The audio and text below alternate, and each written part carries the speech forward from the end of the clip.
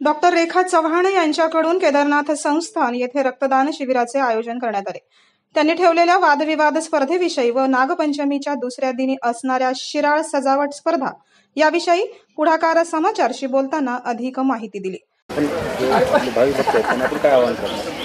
आज श्रावणाचा पहिला सोमवार आहे आणि इथे केदारनाथाच्या चरणी दर्शन घेण्यासाठी हातगाव हिमायतनगर नवे अगदी नांदेड जिल्ह्यातील भाविक भक्त या ठिकाणी येत असतात दर्शनासाठी।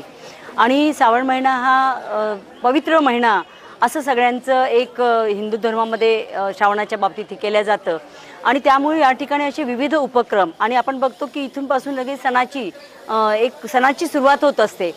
तर पहिला जो सोमवार आहे इथे महाप्रसादाचं आयोजन आम्ही या ठिकाणी केलेलं आहे। आणि दुसरी गोष्ट त्याच्यासोबत जसं आपण म्हणतो ना की रक्तदान हे अगदी मी एक देव कार्य म्हणेल या बाबतीत, कारण दुसऱ्यांचा जीव वाचवणं किंवा दुसऱ्याच्या उपयोगी पडणं याच्यापेक्षा वेगळं काही पुण्य असू नाही शकत, म्हणजे या मताची मी आहे। त्यामुळे या ठिकाणी ब्लड डोनेशन कॅम्प पण आयोजित केलेला आहे आणि आत्तापर्यंत 30 ब्लड डोनेशन या ठिकाणी झालेले आहेत।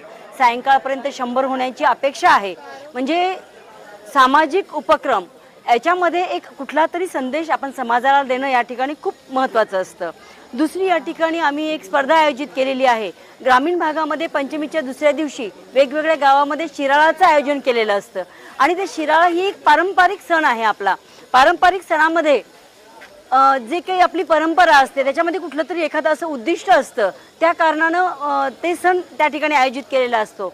आणि जे काही आपले पारंपरिक सण आहे आत्ताच्या या धकाधकीच्या युगामध्ये या सणाचा विसर पडतो की काय अशी कंडिशन या ठिकाणी झालेली आहे। आणि महिलांचं त्यानिमित्ताने महिला घराच्या बाहेर पडतात, स्वतःचं एक गाणं म्हणणं म्हणा, पूजा करणं म्हणा, स्वतःचं एक करमणूक असते आणि त्यांच्यामधनं एकमेकाविषयी सहकार्याची जी भावना आहे ती भावना या ठिकाणी वाढीस लागते।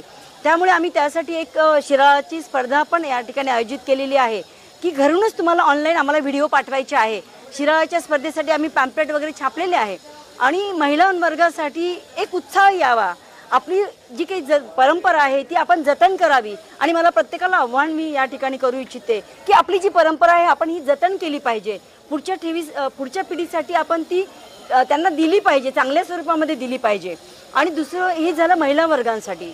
दुसरं युवकांसाठी जी भाषणाची स्पर्धा आम्ही वादविवाद स्पर्धा आयोजित केलेली आहे की आपण राजकारणामध्ये जे बघतो लोक म्हणतात की म्हणजे आपण डोळस नाही आहे। माझं तर सरळ स्पष्ट मत आहे की जनता जर डोळस असेल तर प्रत्येक राजकारणी हा चांगलं काम करू शकतो। मग जनतेला स्वतःचं हे माहीत पाहिजे की शासनाच्या योजना काय आहे, त्या बरोबर इम्प्लिमेंटेशन होते का, अधिकाऱ्याचे कर्तव्य काय आहे, आमदाराचं कर्तव्य काय आहे, जिल्हा परिषद सदस्याचं कर्तव्य काय आहे। आणि त्या अनुषंगाने दुसरी गोष्ट आज शिक्षणाचं जे काही बाजारीकरण झालेलं आहे की आज ग्रामीण भागातल्या लोकांसाठी जिल्हा परिषदेची शाळा ही फार महत्त्वाची आहे।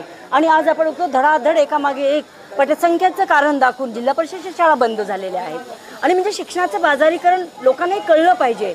आणि मला सांगा, माझ्या गावातली शाळा वाचवण्यासाठी कुणी पुढाकार घ्यायला पाहिजे? युवक वर्गाने घ्यायला पाहिजे, त्या गावकऱ्यांनी घ्यायला पाहिजे। त्याच्यासाठी आम्ही एक तो विषय त्या ठिकाणी ठेवलेला आहे। शासनाच्या खूप साऱ्या योजना असतात पण त्या योजनाचं इम्प्लिमेंटेशन आता मी थोडक्यात सांगते। आता काही लाडकी बहीण योजना आणली आहे, अहो या योजनेच्या बाबतीत तुमचं 15 दिवसापासून पोर्टल बंद केलंय। फक्त तुम्ही कागदपत्र जमा करण्याचा तुम्ही देखावा करताय। केलं का? आम लोकांनी, राजकारणात तर ठीक आहे पण आम लोकांनी म्हणलं पाहिजे की हे सुरू करा। शेतकऱ्यांचा विषय आहे, आम्ही शेतकऱ्यांचं पण बघितलंय। आज शेतीचा खर्च कसा झालाय, 100 रुपये टाकलं तर 50 रुपये येत आहे, ही कंडिशन आज शेतकऱ्यांची आहे। म्हणजे शेतकऱ्यांना जे काही योजना असतील काय असेल की तिथपर्यंत जात नाहीत आणि आज शेती खर्चिक झालेली आहे। याच्यातून पण काहीतरी सुटकारा मिळायला पाहिजे। आम्ही या ठिकाणी शेतकरी असेल, महिला वर्ग असेल, युवक वर्ग असेल आणि सामाजिक अंगाने पण काही विषय या ठिकाणी घेतलेले आहेत। या विषयावर लोकांनी चिंतन करावं, त्याच्यासाठी ती वादविवाद स्पर्धा आहे आणि सर्व स्तरांसाठी ही स्पर्धा खुली आहे। तर मला सगळ्यांना मी आव्हान करू इच्छिते की या स्पर्धेमध्ये जास्तीत जास्त लोकांनी भाग घ्यावा आणि एक सामाजिक काम म्हणून पुढे यावं। धन्यवाद। प्रतिनिधी तुकाराम चव्हाण सोबत पुढाकार समाचार, नांदेड।